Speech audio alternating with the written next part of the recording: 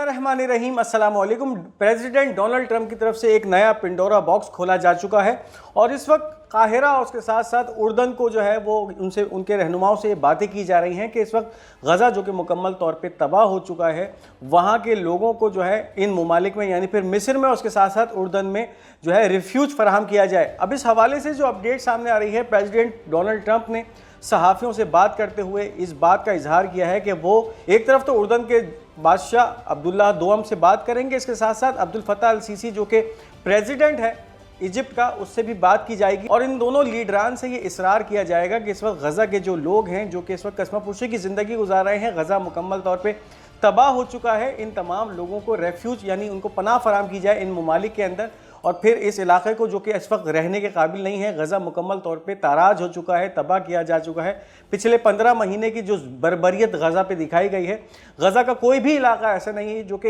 Habitable हो यानी फिर यहाँ पर रिहाइश इख्तियार की जा सके। इस वक्त बहुत सारे जो गज़ा के लोग हैं, फ़लस्तीनी हैं, वो खैमों बस्तियों में ज़िंदगी गुजार रहे हैं। एक तरफ जंगबंदी के इतलाक़ के बाद बहुत सारे गज़ा के अफराद ऐसे हैं जो कि इन खैमों बस्तियों से अपने इलाके की तरफ जाने पे सफ़र है, लेकिन इस वक्त एक कैफियत ये भी है कि नेटज़रीम का जो इलाका है, जो नेटज़रीम का कॉरिडोर है, वहाँ पर अभी भी इसराइल की तरफ से एक मुसलसल पहरा लगा हुआ है और फिर इन नेटज़रीम कॉरिडोर को क्रॉस करके ये जो जुनूब के इलाकों में मौजूद फ़लस्तीनी हैं, गज़ा के रिहायशी हैं, इनको शुमाली गज़ा पट्टी के अंदर दाखिले की इजाज़त नहीं दी जा रही और इस वक्त इसराइल की जो फ़ौजें नेटज़रीम एक्सेस में मौजूद हैं, उनकी तरफ से 12 फ़लस्तीनियों को पीछे हटने का कहा जा रहा है। अगर वो पीछे नहीं हटते तो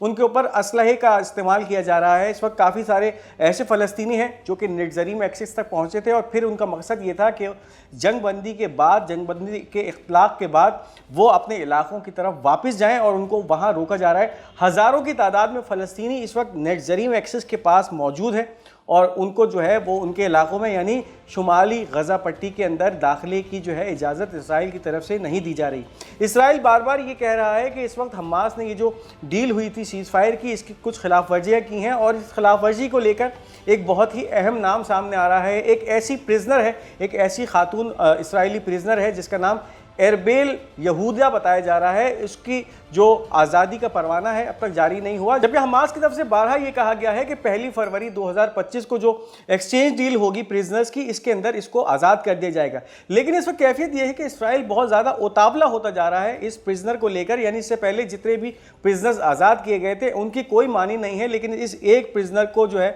वो जवाज़ बनाकर इस वक्त हज़ारों और लाखों की तादाद में जो गज़ा के लोग हैं जो कि अपने इलाकों में यानी शुमाली गज़ा में जाना चाह रहे हैं, उनको जाने से रोका जा रहा है। जवाज़ ये बनाया जा रहा है कि हमास ने इस सीज़ फायर के एग्रीमेंट की खिलाफ वर्जी की है। जबकि दूसरी जानिब अगर बात की जाए इस इसराइली यरगमाली प्रिजनर की जिसका नाम एरबेल यहूदा है, एक तरफ इसराइल की इदारे ये दावा करते हैं कि ये इसराइल की सिटीज़न है, इसराइल की एक जो है वो आम शहरी है और ये इसराइल की एक स्पेस एजेंसी से ताल्लुक़ रखती है, जबकि हमास ये दावा करती है कि ये जो प्रिजनर है एरबेल यहूदा जिसका नाम है, ये इसराइल की एक ट्रेंड आर्मी या मिलिट्री ऑफिसर है और इसके पास वो तमाम ट्रेनिंग्स मौजूद हैं जो कि इसराइल के किसी भी फौजी अफसर या अहलकार के पास मौजूद होती हैं और ये किसी भी तरह से एक आम इसराइली शहरी नहीं है। अब इसी हवाले को लेकर एक रिफ्ट जो है वो कायम हो चुका है इस वक्त हमास के दरमियान और इसके साथ साथ इसराइली अथॉरिटीज़ के दरमियान एक डेडलॉक कायम हो चुका है। हमास की जानिब से बारहा ये कहा जा रहा है कि अगला जो दिन होगा 1 फरवरी 2025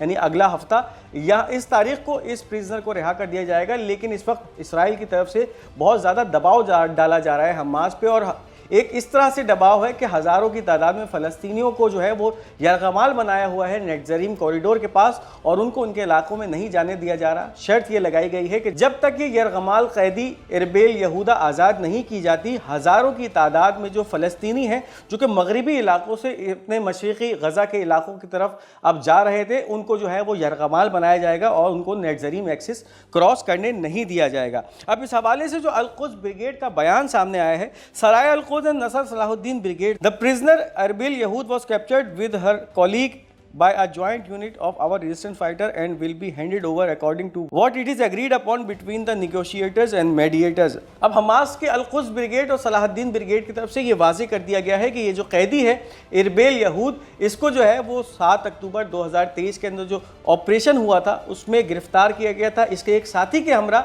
اور اس وقت یہ بھی ہے کہ اس وقت جو بھی میڈیٹرز یا ثالثیوں اور اس کے ساتھ ساتھ جو نیگوشیٹرز کے درمیان باتیں طے ہوئی تھیں اسی کے دوران اس کے اوپر عمل کرتے ہوئے اس کو ریلیز کیا جائے گا۔ اس کا نام پہلی فہرست میں بھی نہیں تھا، اس کا نام دوسری فہرست میں بھی نہیں تھا، جبکہ اس کا نام جو تیسری فہرست ہے جس کا اطلاق 1 فروری 2025 کو ہوگا اس کے اندر اس کو ریلیز کیا جائے گا۔ اور اس وقت یہ جو ڈیڈ لاک کی کیفیت اسرائیلی اتھارٹیز اور اس کے ساتھ ساتھ حماس کے درمیان ہے، حماس کے مطابق اس کا اس سے کوئی سروکار نہیں ہے، اور جو معاملہ اس وقت کیا جا رہا تھا یعنی پھر اس وقت اسرائیل کی طرف سے جو بھی تہمتیں جو بھی الزام حماس کے اوپر لگائے جا رہے ہیں کہ وہ اس سیز فائر کے معاہدے کی خلاف ورزی کر رہی ہے، کسی بھی قسم کی کوئی خلاف ورزی حماس کے مطابق نہیں کی گئی ہے، اور جس طرح سے یہ چیزیں شیڈیول کی گئی تھیں اسی طرح سے اس قیدی کی بھی رہائی عمل میں لائی جائے گی۔ اب اس وقت بات کرتے چلیں کہ اس وقت اسرائیل اس کا اتنا اتاولا کیوں ہو رہا ہے اس قیدی کو لے کر، یعنی اس سے پہلے جو قیدی آزاد کیے گئے ان کے بارے میں کبھی بھی اسرائیل کی طرف سے اتنا زیادہ پریشرائز نہیں کیا گیا جتنا اس قیدی کے بارے میں کیا جا رہا ہے۔ تو اس وقت کچھ اطلاعات یہ بھی ہیں کہ یہ اسرائیل کی ایک ایسی ایجنٹ ہے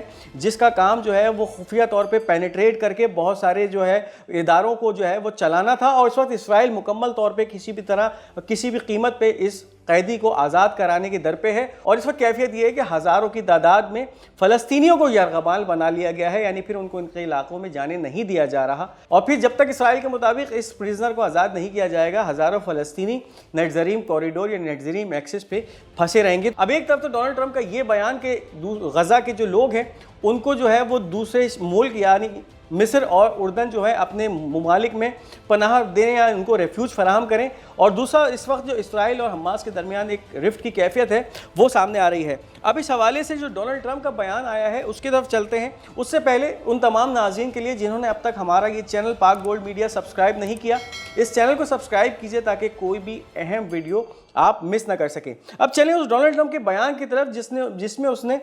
مصر سے اور اس کے ساتھ ساتھ اردن کے بادشاہ سے جو ہے وہ ریفیوج دینے کی باتیں کی ہیں فلسطینیوں کو۔ US President Donald Trump said on Saturday that he would like Jordan, Egypt and other Arab nations to increase the number of Palestinian refugees they accept from the Gaza Strip, displacing enough of the population to clean out the war-torn enclave۔ اب Donald Trump کی طرف سے یہ تجویز پیش کی گئی ہے ان تمام نیبرنگ عرب ممالک کو جو کہ غزہ کے نزدیک ترین ہے، جس میں مصر ہے، اس کے ساتھ ساتھ اردن ہے، اور پھر شام اور اس کے ساتھ ساتھ دوسرے علاقے ہیں، یعنی پھر سعودی عربیہ سے بھی مدد مانگی گئی ہے۔ اور مدد یہ ہے کہ وہ تمام غزہ کے رہنے والے جو کہ اس جنگ کے اندر شدید ترین متاثر ہیں، ان کے علاقے تباہ ہو چکے ہیں، ان کو یہ ممالک جس میں سر فہرست اردن اور مصر ہیں یہ اپنے ممالک میں ریفیوج فراہم کریں، پناہ فراہم کریں، اور پھر اس کا مقصد یہ ہوگا کہ غزہ کی جو ہے ان علاقوں کی جو تباہ کاریاں ہیں ان سے نپٹا جائے، یعنی پھر یہاں پر دوبارہ جو ہے کنسٹرکشن کا عمل ہو سکے۔ لیکن اس معاملے میں جو پس پردہ حقیقت ہے یہ بھی ہو سکتا ہے کہ اس وقت جو اگر یہ کسی بھی طرح سے یہ غزہ کے لوگ ان علاقوں کو اپنے چھوڑ کے جاتے ہیں تو پھر اسرائیل ان علاقوں پہ قبضہ کرنے کی کوشش کرے گا، اور پھر یہ معاملہ اس طرح ہو جائے گا کہ اسرائیل اگر ان علاقوں پہ قابض ہو گیا تو پھر فوری طور پہ اپنے قابضین کی سیٹلمنٹس بنانے کا سلسلہ شروع ہو جائے گا۔ تو اس وقت جو ہے ایک رفٹ پائی جاتی ہے، اس وقت ایک شدید تناؤ کی سی کیفیت ہے غزہ کے ان شہریوں کے اندر، کیونکہ 15 مہینے کی اس شدید جنگ کے باوجود غزہ کے لوگوں نے اپنے علاقوں کو نہیں چھوڑا، باوجود اس کے کہ ان پر شدید بمباری کی گئی، شدید ان کا جانی استحصال کیا گیا، شدید ان کے اوپر جارحیت کا سلسلہ برگرم کیا گیا، ایک مکمل ایتھنک کلینزنگ کی گئی، کے باوجود غزہ کے لوگ اپنی زمین کو چھوڑنے کے بالکل خلاف تھے، یعنی پھر انہوں نے مرنا قبول سمجھا، لیکن اپنی زمین سے جو ہے وہ ان کی جو محبت تھی وہ ان کو دور نہیں لے کے گئی۔ اب اس وقت جو ڈونلڈ ٹرمپ کا یہ بیان سامنے آیا ہے اس کو یکسر مسترد کر دیا گیا ہے، غزہ کے لوگوں نے اس کو جو ہے یکسر جو ہے اس کا بائیکاٹ کر دیا ہے، اور اس کے ساتھ ساتھ اس حوالے سے حماس کا بھی ایک اہم بیان سامنے آیا ہے۔ Hamas has announced it categorically rejects any plan to deport Gaza residents, responding to US President Trump's proposal to transfer Gazans to Egypt and Jordan. It also called on Cairo and Amman to reject displacement and deportation. اب ایک طرف تو Hamas نے واضح طور پہ جو Donald Trump کی تجویز آئی تھی کہ غزہ کے لوگوں کو جو ریفیوج فراہم کیا جائے، پناہ دی جائے مصر کے اندر، اس کے ساتھ ساتھ اردن کے اندر، اس کو کیٹیگوریکلی جو ہے وہ ریجیکٹ کر دیا ہے، مسترد کر دیا ہے۔ اس کے ساتھ ساتھ قاہرہ اور عمان جو کہ دارالخلافہ ہیں مصر اور اردن کے، ان کو بھی کہا ہے کہ یہ جو ٹرمپ کی طرف سے پروپوزل پیش کیا جا رہا ہے اس کو مسترد کر دیں اور اس کو کسی بھی طرح سے نافذ العمل نہ کریں۔ یعنی پھر اس وقت لاکھوں کی تعداد میں ایسے غزہ کے لوگ ہیں جو کہ اس شدید تکلیف کے باوجود بھی اپنے ان علاقوں کی طرف ہی واپس جانا چاہتے ہیں جہاں پہ اس وقت ملبے کے ڈھیر کے علاوہ کچھ نہیں ہے اور وہ ان علاقوں کو چھوڑنا نہیں چاہتے ہیں۔ تو اس وقت ڈونلڈ ٹرمپ کی یہ جو تجویز سامنے آئی ہے یہ اس کے اوپر مکمل طور پہ غزہ کے لوگوں نے اس کو جو ہے ریجیکٹ کر دیا ہے اور اس وقت کیٹیگوریکلی یہ اعلان کیا ہے کہ ہم کسی بھی طرح سے ان ممالک کے اندر ریفیوج کا حصہ نہیں بنیں گے۔ اب اس وقت یہ دیکھنا ہے کہ یہ کون سی پالیسی ہے جس کا اس وقت اظہار ڈونلڈ ٹرمپ کی طرف سے کیا گیا ہے۔ کیا پھر یہ اسرائیل کو کسی قسم کا جو ہے وہ اپر ہینڈ دینے جا رہا ہے ڈونلڈ ٹرمپ، یعنی پھر جب غزہ کے لوگ غزہ کو چھوڑ کے جائیں گے تو پھر غزہ کے اوپر اسرائیل فوری طور پہ قبضہ کر لے گا اور پھر کون سی ڈیل اور کہاں کی ڈیل اور ہر چیز جو ہے وہ تہہ تیغ کر دی جائے گی۔ تو اس وقت یہ بہت ہی الارمنگ سچویشن ہے جو کہ غزہ سے سامنے آ رہی ہے اور ڈونلڈ ٹرمپ جو ہے وہ اس وقت اس اپنے بیان کو لے کر جو ہے پوری دنیا میں تنقید کا نشانہ بنتا جا رہا ہے۔ اب اس کے ساتھ ساتھ بات کرتے چلیں، آج 26 جنوری 2025 2 مہینے کا مکمل سیز فائر کا جو معاہدہ تھا اس کا اطلاق ختم ہو چکا ہے اور اب اسرائیل کی جو فوجیں جنوبی لبنان میں موجود تھیں ان کے انخلاء کے دن آج سے شروع ہو چکا ہے۔ اب اس وقت جو ہے اسرائیل نے اپنی ہٹ دھرمی دکھاتے ہوئے ان فوجوں کا انخلاء تو جنوبی لبنان سے نہیں کیا، لیکن ایک بہت ہی حیرت انگیز ڈیولپمنٹ ہوئی ہے جنوبی لبنان میں کہ جو علاقے اس وقت اسرائیلی فوج کے زیر تسلط تھے ان علاقوں کے اندر وہ جو عوام وہاں کی رہنے والی تھی اور جو اس جنگ کے دوران ان علاقوں کو چھوڑ کے جا چکی تھی انہوں نے اب ان علاقوں میں آنا شروع کر دیا ہے، باوجود اس کے کہ اسرائیل کی فوجوں نے ان کو اوپر فائرنگ کی، ہوائی فائرنگ کی، ان کو ڈرانے دھمکانے کی کوشش کی،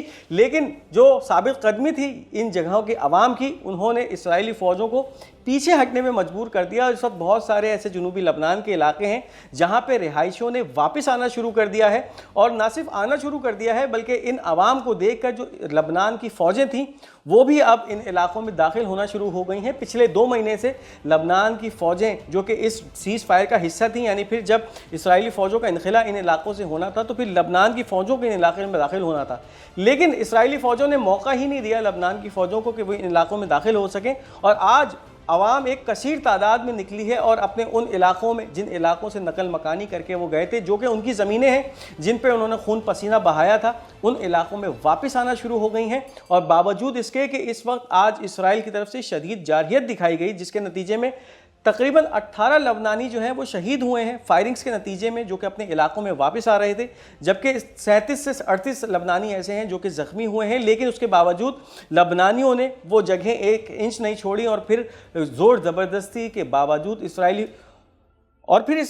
اور پھر اسرائیلی فوج کی زور زبردستی اور دھمکانے کے باوجود ان علاقوں میں داخل ہوئے ہیں اور اپنی گھروں تک پہنچ گئے ہیں۔ اب اس حوالے سے جو حزب اللہ کا اس موقع پہ بیان آیا ہے، Our honorable people, today you amaze the world once again, proving without a doubt that you are a proud nation, a loyal nation and courageous nation۔ اب اس حوالے سے جو حزب اللہ نے اپنی قوم کو جو ہے وہ سراہا ہے وہ اس طرح سے سراہا ہے کہ آج کے جو بھی ایکشن ہوئے، جس طرح سے لبنانی عوام ان علاقوں میں پہنچی جن علاقوں میں اسرائیلی فوجیں موجود تھیں اور پھر ان کو کچھ پیچھے دھکیلنے پہ مجبور کیا، تو اس پہ حزب اللہ نے یہ بیان دیا ہے کہ آج جو کچھ بھی ہوا اس نے دنیا کو ایک بار پھر حیرت میں ڈال دیا ہے۔ ہماری جو قوم ہے، ہمارے جو لوگ ہیں وہ کتنے بہادر ہیں، اپنی زمین سے کتنا محبت کرتے ہیں اور اس میں بھی پھر کوئی شک نہیں ہے کہ جو لبنانی عوام ہے، لبنانی قوم ہے وہ ایک پراؤڈ نیشن ہے۔ تو اس حوالے سے جو ہے اب حزب اللہ کا بھی بیان سامنے آیا ہے۔ اب یہ دیکھنا ہے کہ آنے والے وقت میں حزب اللہ کی طرف سے اسرائیل کی ان فوجوں کو لبنان سے نکالنے کے لیے کیا حکمت عملی اپنائی جاتی ہے۔ اب اس کے ساتھ ساتھ بات کرتے چلیں پیوٹن اور اس کے ساتھ ساتھ ڈونلڈ ٹرمپ کے درمیان جو دوریاں ہیں وہ ختم ہوتی جا رہی ہیں، دونوں مل بیٹھ کر بات کرنے پہ رضامند ہو چکے ہیں۔ پیوٹن کی طرف سے بھی جو ہے وہ دوستی کا ہاتھ بڑھایا جا چکا ہے اور ماسکو نے بھی اس کا باضابطہ اعلان کر دیا ہے۔ اب اس حوالے سے زیلنسکی کے لیے جو مشکلات پیدا ہوتی جا رہی ہیں اس پہ ڈونلڈ ٹرمپ جونیئر کی طرف سے جو اسٹیٹمنٹ جاری ہوا ہے، Zelensky knows if the Putin and Trump agree to end the conflict, his complicity in the deep state conspiracy will be exposed and he will be finished.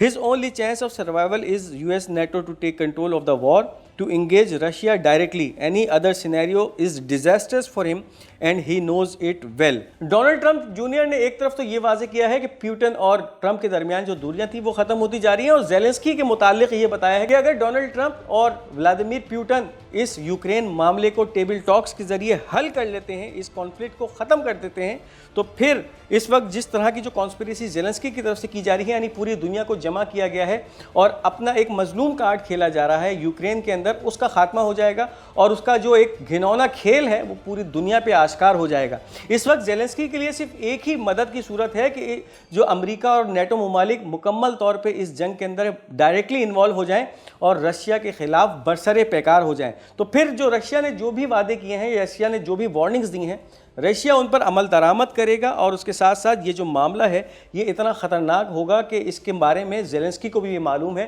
कि वो किस तरह की मुसीबत में अब फंस चुका है, क्योंकि बाइडेन एडमिनिस्ट्रेशन की तरफ से जिस तरह से ज़ेलेंस्की की मदद की जाती रही, यूक्रेन की जंग को बढ़ाया जाता रहा। इस वक्त 3 साल मुकम्मल होने वाले हैं यूक्रेन की जंग को, और फिर अब इस मामले के अंदर अगर डोनाल्ड ट्रंप और प्रेसिडेंट व्लादिमीर पुतिन जो है इसको टेबल टॉक्स के ज़रिए हल कर देते हैं और इस जंग बंदी के अख्तिताम पे फिर रशिया जिस इलाके पे अपना तसल्लुत हासिल कर चुका है उसको फिर वो अपना ही हिस्सा करार देगा, तो फिर ये यूक्रेन के लिए एक शदीद मसला बन सकता है। तो इस वक्त ज़ेलेंस्की जो कि यूक्रेन का सदर है इस मामले में मुकम्मल तौर पे बेबस हो चुका है, बेबस नज़र आ रहा है, क्योंकि ट्रंप और पुतिन के दरमियान आने वाले वक्त में किसी भी वक्त यूक्रेन के हवाले से एक बहुत ही अहम डील फाइनल हो सकेगी। ये थी इस वक्त की अहम अपडेट्स। इस वीडियो को लाइक और शेयर करना मत भूलिएगा। हमारा ये चैनल पाक गोल्ड मीडिया, इसको ज़रूर सब्सक्राइब कीजिएगा और अपनी कीमती आरा का इजहार कमेंट्स में ज़रूर कीजिएगा। इंशाल्लाह बहुत जल्द आपके सामने एक नई वीडियो के साथ हाजिर होंगे। तब तक के लिए मुझे इजाज़त दीजिए। खुदा हाफिज़।